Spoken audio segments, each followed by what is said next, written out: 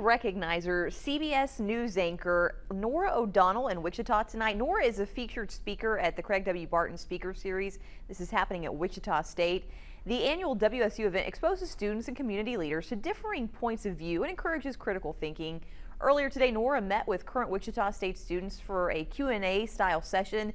They spoke about critical thinking, artificial intelligence, and the importance of journalism. It was so inspiring to come here to WSU and talk to the brilliant students. There were undergraduate, graduate students. They had so many questions about the upcoming presidential contest, about journalism, the future of journalism. They asked about AI. So we had a great conversation. They also asked about leadership, how to pursue a career in their different fields, and I really enjoyed it. The speaking series featuring Norah O'Donnell was sold out tonight.